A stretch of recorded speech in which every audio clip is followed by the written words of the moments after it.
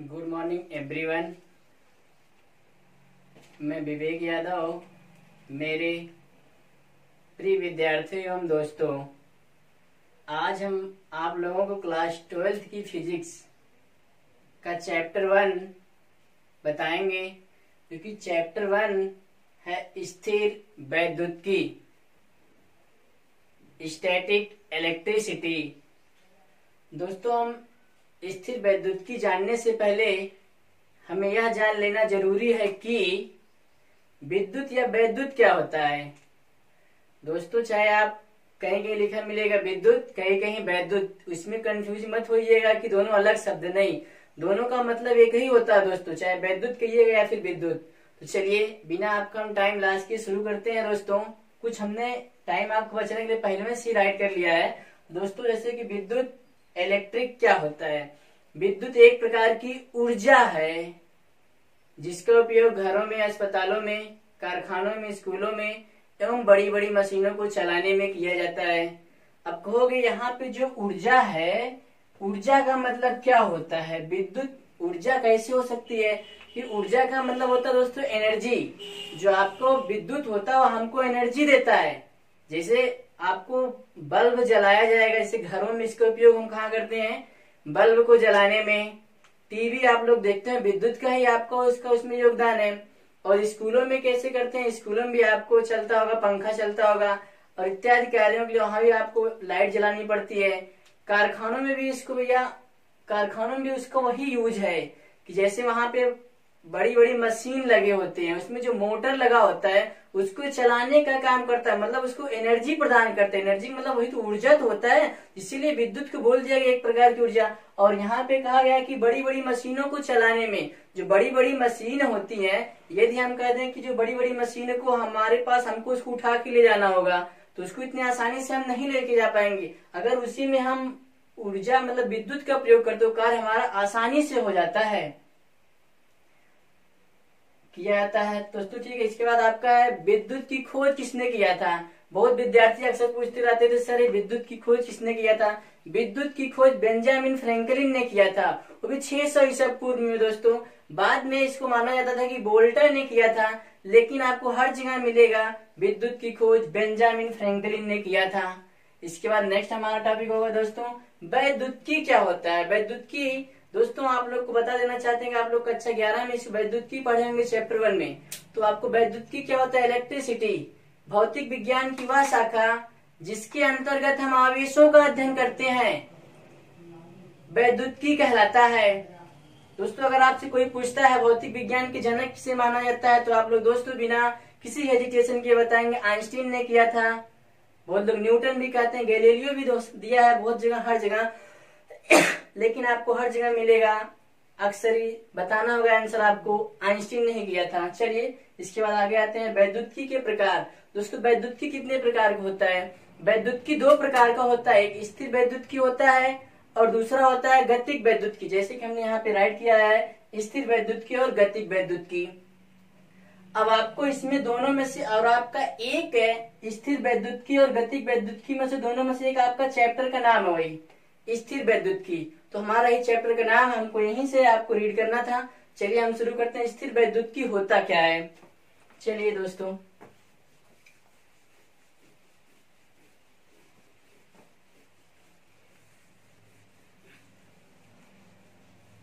जैसे कि वैद्युतिकी के प्रकार में नंबर 1 आपका यही रहेगा, नंबर 1 में यही स्थिर वैद्युतिकी। तो एक बार हम बता देना चाहते हैं स्थिर वैद्युतिकी क्या होता है। वैद्युतिकी या फिर भौतिक विज्ञान की वह शाखा जिसके अंतर्गत हम स्थिर आवेशों का अध्ययन करते हैं, स्थिर वैद्युतिकी कहलाता है। तो हम राइट कर देते हैं दोस्तों इसको, वैद्युतिकी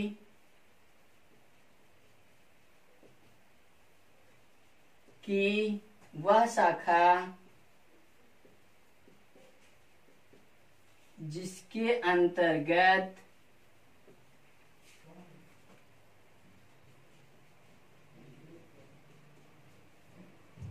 स्थिर आवेशों का स्थिर आवेशों का अध्ययन किया जाता है स्थिर वैद्युतिकी कहलाता है। स्थिर वैद्युतिकी कहलाता है। दोस्तों स्थिर आवेश, यहाँ पे आपको स्थिर आवेश का मतलब क्या होता है। स्थिर आवेश का मतलब दोस्तों जो हमारा वो आवेश रहेगा वो एक स्थान से दूसरा स्थान पर नहीं जा सकता है। जैसे हम मान लेते हैं आपको एक Q1 एक आवेश है, बिंदु A पर रखा गया और यहाँ पे बिंदु B है। इस आवेश को हम खिसका के बिंदु B तक नहीं ले जा सकते हैं, तो हमें उन्हीं सब आवेशों का अध्ययन किया गया है। जैसे अगर आपको मान लेते हैं आपका जो घर है, यही मान लो घर, मान लेते घर ही का आवेश है, तो आपको घर को उठा के यहाँ से यहाँ तक ले आ सकते हैं। बिंदु A पर आपका घर बना है, बिंदु A को फिर से अपने घर को उठा के बिंदु B पर नहीं ले जा सकते ना। तो उसी तरीके जो हम आवेश होता है इसमें, वो आवेश एकदम स्थिर रहेगा, फिक्स रहेगा अपने स्थान पे। उस आवेश को हम इधर उधर नहीं कर सकते हैं। जहाँ पे वो आवेश रहेगा वो आवेश को हमें वहीं पर स्थिर रहने देना है, फिर उसके बारे में आगे हमको अध्ययन करना है। तो वो स्थिर आवेश का मतलब दोस्तों वही है। इसके बाद आपको दूसरा क्या था, गतिक वैद्युतिकी।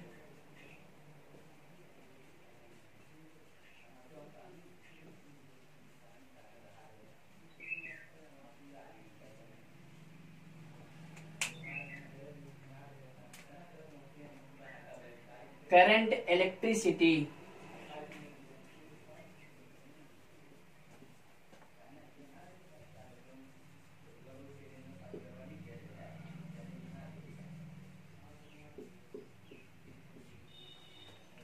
करंट इलेक्ट्रिसिटी दोस्तों इसमें कुछ ज्यादा अंतर नहीं है। जहां पे आप लोगों ने इसमें स्थिर आवेश राइट किया है, इसमें केवल राइट कर देना होगा गतिक आवेश। तो मतलब वैद्युत या फिर भौतिक विज्ञान वैद्युतिकी की वह शाखा जिसके अंतर्गत हम गतिक आवेशों का अध्ययन करते हैं, गतिक वैद्युतिकी कहलाता है।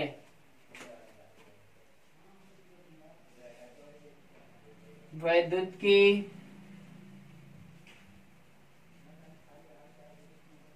की वह शाखा जिसके अंतर्गत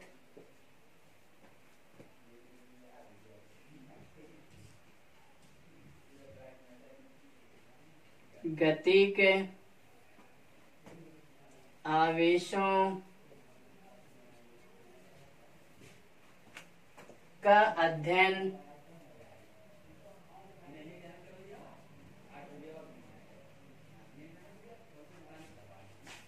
किया जाता है।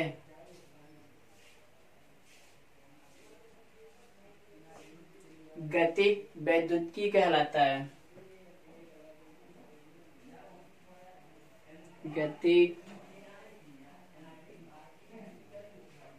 वैद्युतिकी कहलाता है। इसमें गतिक आवेश का मतलब दोस्तों क्या होता है, इसमें जो आवेश यहाँ एक बिंदु A पर स्थित होगा Q1 आवेश, और दूसरा बिंदु लेते हैं B, वो Q2 है। तो मतलब जो आपको Q1 आवेश को हम खिसका के बिंदु B पर ले जा सकते हैं। मतलब वो आवेश गतिमान है। जैसे आपको मान लेते हैं कोई कार होती है ना दोस्तों, कार को आप एक स्थान से दूसरा स्थान तक लेकर जा सकते हैं, मतलब कार होता है गतिमान होता है। उसी तरीके से जो गतिक वैद्युतिकी होती है इसके अंतर्गत हम गतिक आवेश, मतलब वो एक स्थान से दूसरा स्थान तक गति करते हुए जा सकता है। इसके बाद नेक्स्ट होगा हमारा दोस्तों वैद्युत आवेश, जो कि आपका टॉपिक यहीं से शुरू होता है।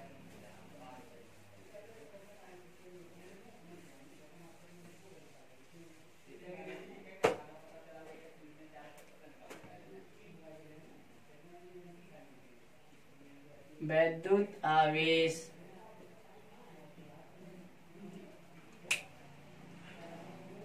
इलेक्ट्रिक चार्ज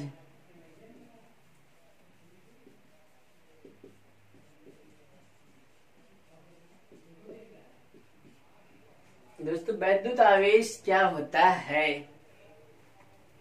किसी पदार्थ या वस्तु या द्रव्य का वह गुण जिसके कारण उसमें वैद्युत तथा चुंबकीय प्रभाव उत्पन्न हो जाते हैं या होते हैं, वैद्युत आवेश कहलाता है।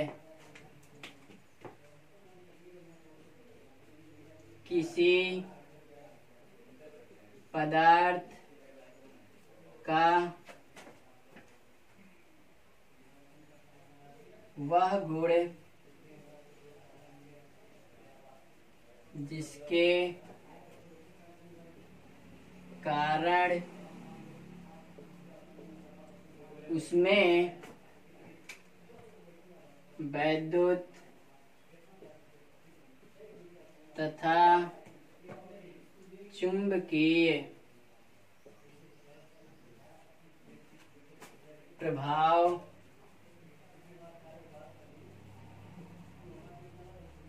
उत्पन्न होते हैं, वैद्युत आवेश कहलाता है। वैद्युत आवेश कहलाता है। दोस्तों अभी कहोगे वैद्युत और चुंबकीय गुण का मतलब यहाँ से क्या होता है?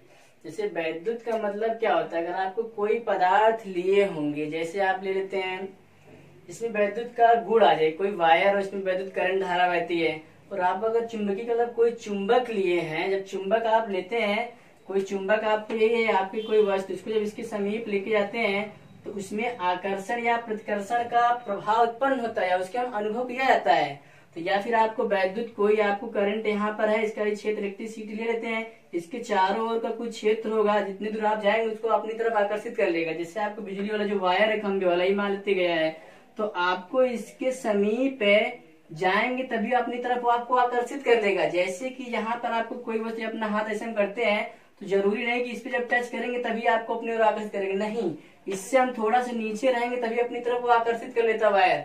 तो वही तरीके विद्युत चुंबक वाला भी होगा, चुंबक अपनी तरफ आकर्षित करेगा तो प्रतिकर्षित वही आपको मतलब उसमें प्रभाव उत्पन्न हो जाता है या फिर अनुभव किया जाता है। दोस्तों आगे चलते हैं। वैद्युत आवेश पूछते हैं खोज किसने किया था? तो दोस्तों वैद्युत आवेश या फिर दूसरी डिफिनेशन इसकी एक बता सकते हो आप, या दूसरी डिफिनेशन क्या होगी इसकी, मतलब जब किन्हीं दो पदार्थों को आपस में रगड़ा जाता है तो इसमें आकर्षण या प्रतिकर्षण का गुण उत्पन्न हो जाता है, जिसे वैद्युत आवेश कहते हैं। मान लेते हैं आपका यही कोई दो आवेश है, कोई दो वस्तु मान लेते हैं दोस्तों, कोई दो वस्तु है, इन दोनों को आपस में आप ऐसे ऐसे रगड़ दीजिए।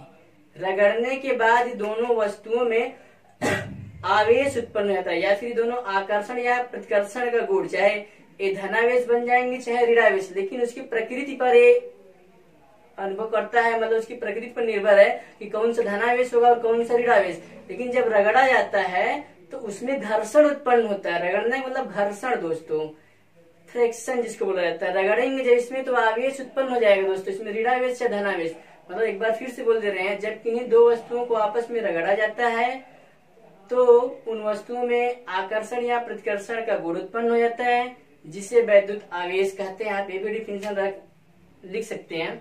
यदि आपको जैसे इसका एग्जाम्पल क्या होगा, आप लोगों ने बहुत सुना होगा, जब हम कक्षा 7 या 8 में आप लोगों ने पढ़े होंगे, एक कंघे ले लेते हैं, उसको जब कागज के अपने बालों में रगड़ करके अपने कागज के टुकड़ों में छोटे छोटे टुकड़ों में करके अपनी तरफ आकर्षित करते हैं। मान लो कंघे नहीं है तो आप इसी को मान लेते हैं, इसी को जब अपने बालों में आप ऐसे रगड़ेंगे, रगड़ने के बाद आपको तो ये होता है, और इसमें बाल में, लेकिन जब आपका सूखा बाल होगा तभी उसमें आवेश उत्पन्न होगा, ना कि गीला। अगर आप नहा के आएंगे तो कुछ नहीं होगा, सर तो हो ही नहीं रहा है, नहीं, आपका बाल जो होना चाहिए सूखा होना चाहिए। रगड़ने के बाद इसमें दोनों में आवेशित हो जाता है। आपको इसे मान लेते कंघा ही लिए हो, तो इसमें आपको एक कंघा है, कंघों को जब आपने रगड़ेंगे, कागज के मान लेते छोटे छोटे ढेर सारे टुकड़े, यही ढेर सारे सब टुकड़े ही है। इसके बाद जब इस कंघे को आप इसके समीप लेके जाओगे, ऐसे ऐसे समीप जैसे लेके जाओगे, इसको इधर खिसकाना शुरू ना किए नहीं कि कागज के टुकड़े धीरे धीरे इधर आना शुरू कर देते हैं, तो आपस में जो जिस गुण के कारण घिसकते हैं वही गुण क्या कहलाता है? वैद्युत आवेश। इसके बाद आगे चलते हैं दोस्तों। वैद्युत आवेश की खोज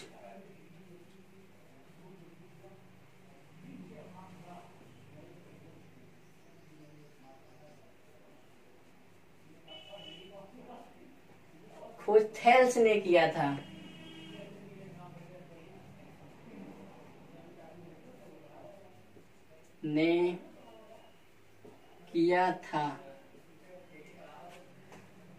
दोस्तों इसके बाद वैद्युत आवेश को इस Q से व्यक्त करते हैं, इसे Q से व्यक्त करते हैं।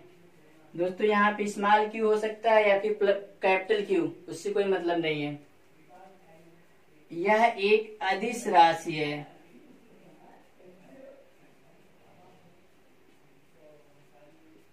अदिश राशि है। अब दोस्तों आप लोग कहोगे कि यह अदिश राशि कैसे होता है। अदिश राशि कैसे होगा दोस्तों, तो मतलब जो वैद्युत आवेश होता है इसमें केवल परिमाण होता है, इसकी कोई दिशा निश्चित नहीं होती है। मतलब आप आवेश को किसी भी दिशा में उत्पन्न कर दीजिए, दिशा से नहीं मतलब इसमें परिमाण होगा। कितने परिमाण मतलब उसकी मात्रा 5 कूलाम, 6 कूलाम, -2 कूलाम, कोई भी कूलाम का आपको आवेश होना चाहिए, इसमें दिशा नहीं होती है। इसीलिए इसको हम क्या कहते हैं, अदिश राशि कहते हैं। इसके बाद दोस्तों इसका मात्रक क्या होता है। मात्रक बहुत ढेर सारे होते हैं, झुग्गा भर के मात्रक दोस्तों, एकदम मात्रक तो कोई कहिए मत, कितने ढेर सारे मात्रक हैं। और इसके आप लोग फार्मूले एक पढ़े थे, Q = I/T, पढ़े होंगे दोस्तों। Q का मतलब विद्युत आवेश, I का मतलब वैद्युत धारा, T का मतलब समय। तो यहाँ से निकल जाएगा, I का मतलब हो जाएगा एम्पियर, समय का मतलब सेकेंड। इस तरीके से इसका पहला मात्रक हो जाएगा एम्पियर इंटू सेकेंड, और दूसरा मात्रक एम्पियर इंटू सेकेंड को दोस्तों हम कहते हैं 1 कूलाम। दूसरा इसका मात्रक हो जाएगा कूलाम। कूलाम को C से प्रदर्शित किया जाता है। इसके बाद एक दूसरा इसका मात्रक होता है फ्रैंकलिन। इसके बाद दूसरा दोस्तों इसका मात्रक आपको मिलेगा ESU। अगला होगा EMU। अगला होगा फैराडे। दोस्तों आपको यहाँ से बता देते हैं कि दोनों जो आपका मात्रक होगा SI यूनिट है, SI या तो फिर MKS इंटरनेशनल जो आपको होता है यूनिट, और ये दोनों जो दोस्तों आपका हो जाएगा यहाँ से, ये दोनों आपका हो जाएगा CGS। इसके बाद दोस्तों इतना तो इसके मात्रक हो गए, आपको इतना याद रखना काफी होगा। आवेश का मात्रक कूलाम होता है। इसकी अगर आपसे बीमा पूछ लिया जाए तो बीमा क्या बताओगे दोस्तों। इसकी जो बीमा होती है, बीमा दोस्तों आपको यहीं से निकालना होगा। I का मतलब एम्पियर, इसको A से व्यक्त कर देते हैं, A, और समय यहाँ T का मतलब होता है समय, उसको कैपिटल T से व्यक्त किया जाता है। अगर आपसे दोस्तों पूछा जाए वैद्युत आवेश का सबसे बड़ा मात्रक क्या है, तो आप सीधे सीधे बताएंगे वैद्युत आवेश का सबसे बड़ा मात्रक फैराडे होता है। दोस्तों सबसे बड़ा मात्रक फैराडे होता है, और एक फैराडे बराबर कितना कूलाम होता है। एक फैराडे बराबर, मोस्ट इंपॉर्टेंट, इसको दोस्तों याद रखिए, अक्सर सब लोग पूछते रहते हैं। एक फैराडे बराबर 96,500 कूलाम। कहीं कहीं 400 भी मिलेगा आपको, लेकिन सही होगा 500 कूलाम ही। और इसी के बाद दोस्तों हम बता देते हैं, आपको पूछ सकते हैं सब लोग, 1 कूलाम बराबर कितना इलेक्ट्रॉन होता है। 1 कूलाम बराबर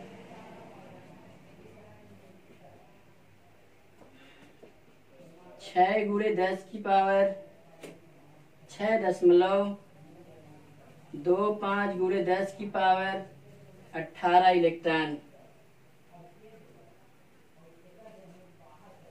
दोस्तों E का मतलब होता है इलेक्ट्रॉन, है ना।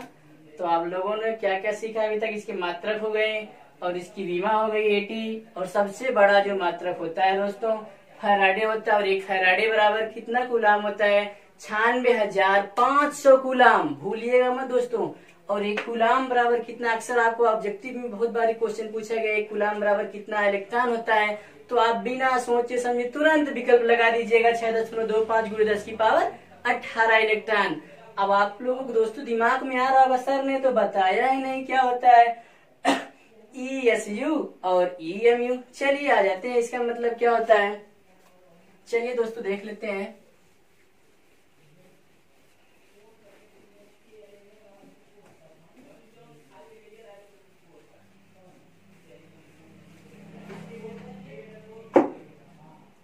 दोस्तों अब देखिए, जहां आपको बता रहे हैं इसका मतलब क्या होता है, जहां ESU और EMU है ना दोस्तों। चलिए आप लोग अगर जानते होंगे तो कमेंट करिएगा और इसका हिंदी नाम भी बता दीजिएगा दोस्तों। अगर आपको ये वीडियो अच्छा लगेगा तो लाइक जरूर ही कर दीजिएगा दोस्तों, लाइक करना मत भूलिएगा। और ऐसे वीडियो और पाने के लिए दोस्तों आप इस चैनल को सब्सक्राइब कर लीजिएगा, तो आपको ऐसे ढेर सारे वीडियो मिलते रहेंगे। चलिए तो हम इसका मतलब लिख देते हैं। इलेक्ट्रो, ई का मतलब हो जाएगा इलेक्ट्रो, यस का मतलब हो जाएगा स्टैटिक, यू का मतलब हो जाएगा दोस्तों यूनिट, और इसका मतलब हो जाएगा, इसका ही मतलब हो जाएगा ई का इलेक्ट्रो,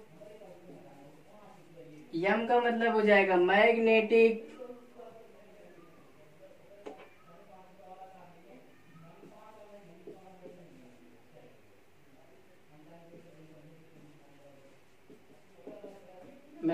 यू का मतलब हो जाएगा यूनिट। अब इसका दोस्तों हिंदी नाम क्या होगा, हिंदी नाम जान लेते हैं दोस्तों। इलेक्ट्रो का मतलब वैद्युत स्थैतिक यूनिट, वैद्युत स्थैतिक यूनिट, यूनिट मतलब इकाई या मात्रक, या फिर इसे स्टेट कूलाम भी बोल दिया था दोस्तों, स्टेट कूलाम। और इसका क्या होगा दोस्तों, वैद्युत चुंबकीय इकाई या मात्रक, वैद्युत चुंबकीय इकाई कहिए या फिर मात्रक। दोस्तों आपको इसका फुल फॉर्म बता दिए, याद रखिएगा, वो लोग अक्सर पूछ लेते हैं। चलिए अब इसके बाद आ जाते हैं हम दोस्तों 1 कूलाम बराबर, देखिए इन सब में कुछ रिलेशन होता है कूलाम और इसमें। 1 कूलाम बराबर 3 गुणे 10 की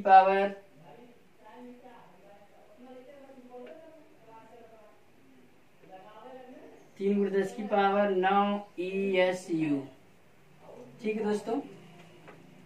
और 1 EMU बराबर 3 गुणे 10 की पावर 10 कूलाम। इसका इसे कंप्रोमाइज कर देंगे दोस्तों तो निकल जाएगा 1 EMU बराबर 10 कूलाम, आसानी से दोस्तों इन सब आपको रिलेशन याद रखिएगा, ये भी याद रखिएगा, इन सब याद रखिएगा, अक्सर मिल जाता है ऑब्जेक्ट में। तो और इसके साथ साथ आप कुछ और भी याद रखिएगा दोस्तों, जैसे क्या याद रखना होगा आपको इसके साथ साथ, इससे ले लेते हैं 1 माइक्रो कूलाम बराबर 10 की पावर -6 कूलाम, और एक नैनो कूलाम बराबर 10 की पावर -9 कूलाम। ये सब आपको क्वेश्चन में मिलेगा दोस्तों, इसलिए अक्सर तो ज्यादा आपको यही मिलेगा, ये तो उतना नहीं, कभी कभी मिल जाता है। 1 मिली कूलाम बराबर यम मतलब मिली कूलाम बराबर 10 की पावर -3 कूलाम। इतना दोस्तों आप याद रखिएगा। तो इसके बाद अगली नेक्स्ट हेडिंग होगी आपके दोस्तों वैद्युत आवेश के प्रकार। आप लोग वैद्युत आवेश के प्रकार इससे पहले भी पढ़े होंगे, तो कमेंट करिए वैद्युत आवेश के कितने प्रकार होते हैं और उसके जनक कौन है दोस्तों। तो चलिए हम शुरू करते हैं वैद्युत आवेश।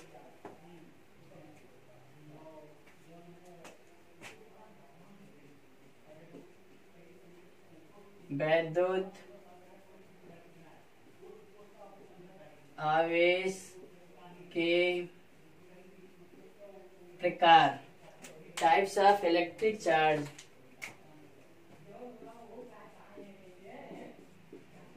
Types of electric charge. चलिए दोस्तों, तो बताया गया है आपको, एक वैज्ञानिक थे विलियम गिलबर्ट। वैज्ञानिक का नाम बताते हैं दोस्तों, क्या? William Gilbert. विलियम गिलबर्ट, इन्होंने ही बताया था घर्षण के आधार पर आवेश दो प्रकार का होता है। इन्होंने केवल बताया था आवेश कितने प्रकार का होता है? दो प्रकार का होता है। लेकिन दो प्रकार के कौन कौन से होते हैं उसका नाम दिए थे धनावेश,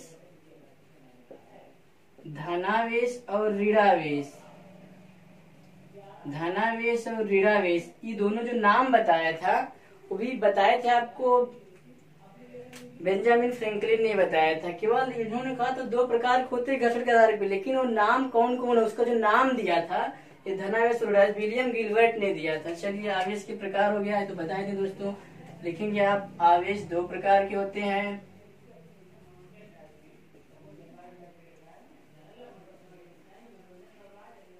प्रकार के होते हैं।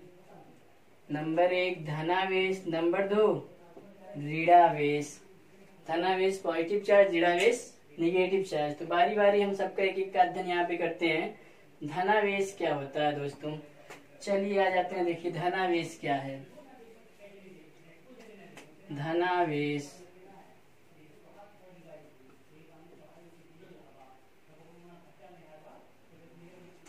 Positive charge.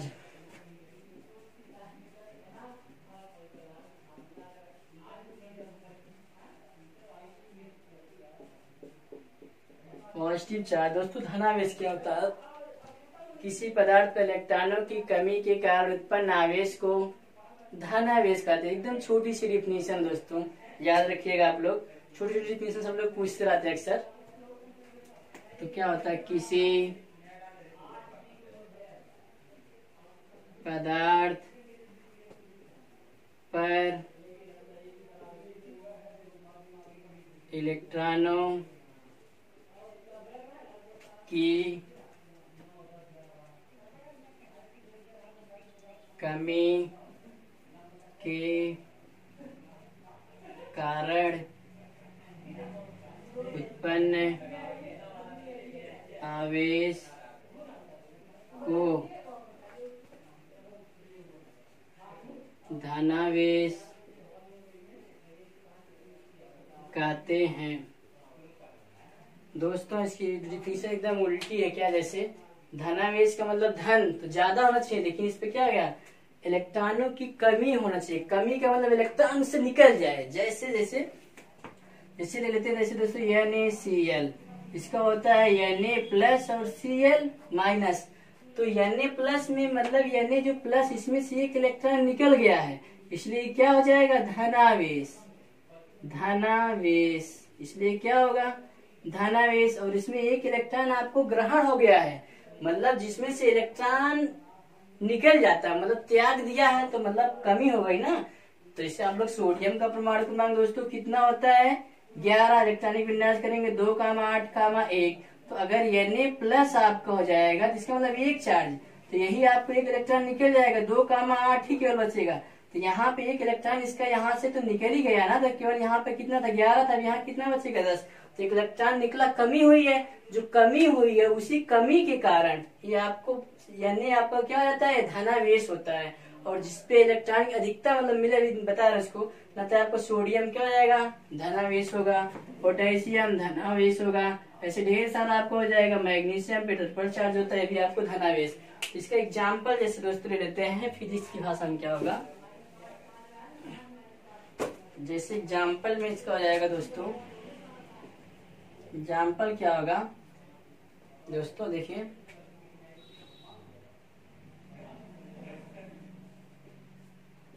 जब कांच की छड़ को रेशम के कपड़े से रगड़ा जाता है। दोस्तों यहाँ पे क्या है, जब कांच की छड़ को रेशम के कपड़े से रगड़ा जाता है तब कांच की छड़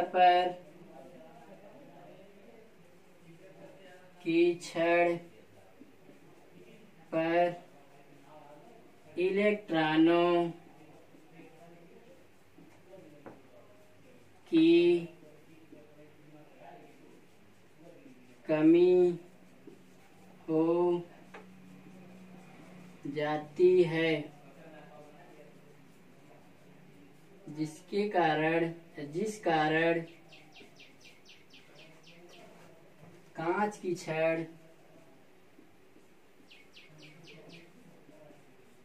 छड़ धनावेशित हो जाती है। दोस्तों इसका मतलब क्या होगा, जब हम कोई कांच की छड़ ले लेंगे, उसको किसी रेशम के कपड़े से रगड़ा जाएगा। मान लेते हैं दोस्तों ये आपका कोई कांच की छड़ हो जाता है, और ये मान लेते हैं दोस्तों जैसे कि कांच की छड़ है, जैसे देखिए बता रहे हैं आपको, ये कांच की छड़ हो जाता है, मान लेते हैं रेशम का कपड़ा है, इसको आप इस पे रगड़ते हैं। जब रेशम का कपड़ा मतलब मखमल टाइप, आप जानते ही होंगे, इसमें होता है रेशम कपड़ा आराम से रोएदार होता है रेशम, जब इसमें रगड़ा जाता है तब जो कांच की छड़ होती है, जो कांच की छड़ दोस्तों, इस पे इलेक्ट्रॉनों की कमी हो जाती है। मतलब इस पे इलेक्ट्रॉनों की कमी होने का मतलब क्या है, ये कांच की जो छड़ है इसमें से एक कुछ इलेक्ट्रॉन निकलेंगे, एक या दो या तीसरे, मतलब इसमें से कुछ इलेक्ट्रॉन निकले और मान लो रेशम का कपड़ा, इसी रेशम के कपड़े पर चले जाते हैं, जिसमें से इलेक्ट्रॉन की कमी मतलब इलेक्ट्रॉन निकल गया, त्याग दिया गया है। तो जो कांच की छड़ होती है क्या हो जाती है, ऋणावेशित हो जाती है। तो आपको ये होगा ऋणावेशित हो जाती है। तो इसके बाद आपको नेक्स्ट क्या होगा दोस्तों, ऋणावेश क्या होता है। ऋणावेश देखिए, चलिए ऋणावेश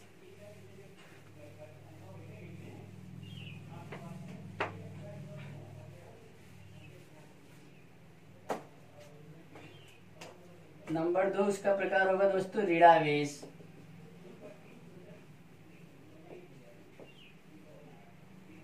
ऋणावेश की इंग्लिश क्या होती है, नेगेटिव चार्ज।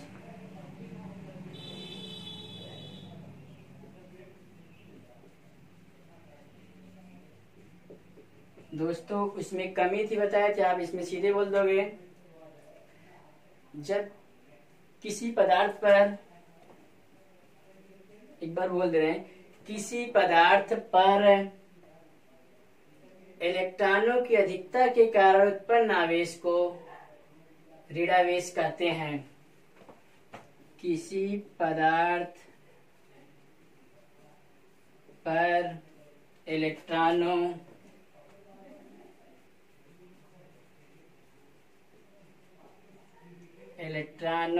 की अधिकता के कारण उत्पन्न आवेश को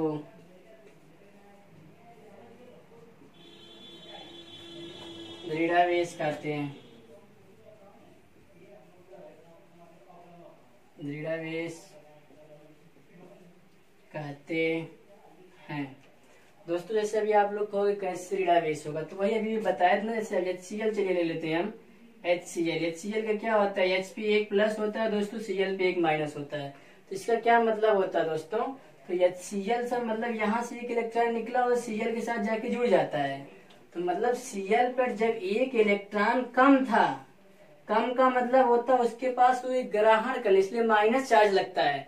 मतलब एक इलेक्ट्रॉन खा लिया, वो माइनस में हो गया ना, दूसरे का उधार लेके बनाया भैया, नाते आपको Cl एक इसका उधार लिया है ना, तो उसमें माइनस हो जाता है। जैसे अगर आपने किसी के साथ उधार लिया, जैसे आपके पास 5 रुपए है और किसी से आपने 2 रुपया उधार ले लिया, तो आप जोड़ोगे तो आपके पास 7 रुपया तो होगा, लेकिन आप 2 रुपया इसमें क्या हो भैया, माइनस, मतलब कर्जदार हो। उसके 2 रुपया आप कर्ज, मतलब उसको आपको भरना होगा 2 रुपये। जबकि अगले के पास अगर 7 रुपया खुद ही से है, ये आपसे ज्यादा हो गई, धनावेश है, आपने इससे 2 रुपया लिया इससे, तब जाके 7 उसके बराबर हुए, लेकिन उसके 2 रुपया आप कर्जदार हैं। तो वैसे यहाँ पर होगा इलेक्ट्रॉन की अधिकता का मतलब, अगर क्लोरीन है, जैसे इसका परमाणु क्रमांक दोस्तों 17 होता है, इलेक्ट्रॉनिक विन्यास करोगे 2 8 7, यहाँ से ऐसे दोस्तों बनेगा। और यहाँ जब Cl माइनस लिख दिया जाएगा तो 1 इलेक्ट्रॉन ये खा लेगा, इसका मतलब 2 8 8, तो यहाँ और यहाँ में 1 इलेक्ट्रॉन इन्होंने लिया कि नहीं, मतलब इसके अपेक्षा इसमें 1 इलेक्ट्रॉन ग्रहण कर लिया, मतलब 1 इलेक्ट्रॉन यहाँ पे अधिक हो गया है। यहाँ 17 तो इसी तरीके से यहाँ पे 18 हो जाता है ना, तो जो क्लोरीन होता है क्या हो जाएगा दोस्तों, आपका ऋणावेश हो जाता है, क्लोरीन ऋणावेश है। चलिए इसे ढेर सारे एग्जाम्पल मिलेंगे आपके फिजिक्स में, देखते हैं क्या होगा इसका। जब किसी दोस्तों देखिए फिजिक्स में क्या है इसका एग्जाम्पल, जैसे एग्जाम्पल ले लेते हैं, जब एबोनाइड की छड़, एबोनाइड या नाइट हो, नाइट की छड़ को दोस्तों अक्सर आपको लिखा मिलता है फर। फर का मतलब क्या होता है, इसकी अंग्रेजी होगी दोस्तों FUR, फर या बिल्ली की खाल, या बिल्ली की खाल,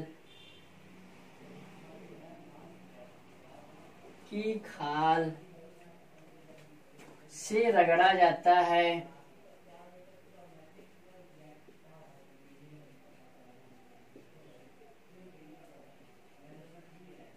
तब एबोनाइट की छड़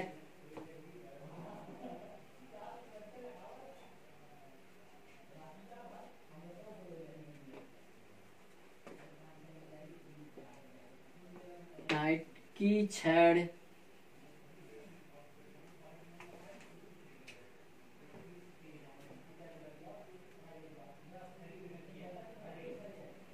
पर इलेक्ट्रॉनों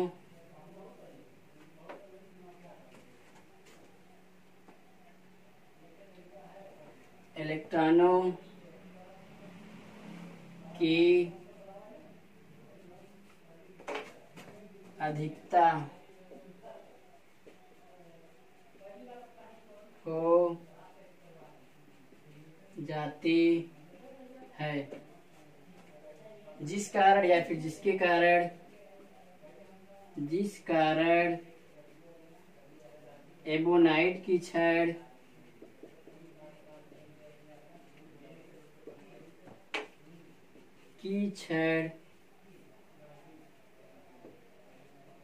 ऋणावेशित हो जाती है।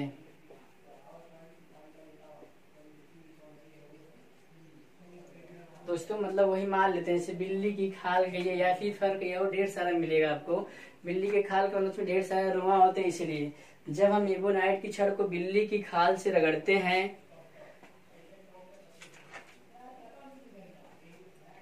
बिल्ली की खाल देखिए, जब एबोनाइट की छड़ को बिल्ली की खाल मतलब फर से रगड़ते हैं, तब एबोनाइट की छड़ पर इलेक्ट्रॉनों की अधिकता हो जाती है, जिस कारण एबोनाइट की छड़ ऋणावेश। जैसे आपको वही दोस्तों फिर भी दोबारा एग्जांपल लेते हैं, मान लीजिए एबोनाइट की छड़ है, या फिर इसको फर बोल दीजिए, या फिर कुछ भी आप कह सकते हो, या बिल्ली की खाल कहिए, तो इसको एबोनाइट की छड़ ही मान लेते हैं। इसको जब इस पे रगड़े जाएगा, धीरे धीरे आराम से आहिस्ते आहिस्ते रगड़ा जाता है, तब जो एबोनाइट की छड़ है इस पर इलेक्ट्रॉनों की अधिकता हो जाती है। कैसे अधिकता हुई, तो मतलब जो बिल्ली के खाल था इसमें से कुछ आवेश निकल के, कुछ आवेश इसमें से निकल के जो आपके एबोनाइट की छड़ इस पर आ जाते हैं, तभी तो इलेक्ट्रॉन की अधिकता होगा।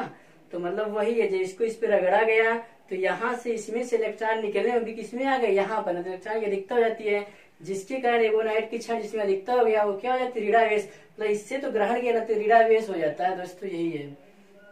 अब इसके बाद अगला टॉपिक होगा आपको दोस्तों,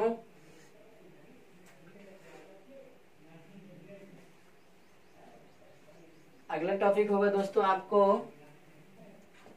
वैद्युत आवेश के गुण।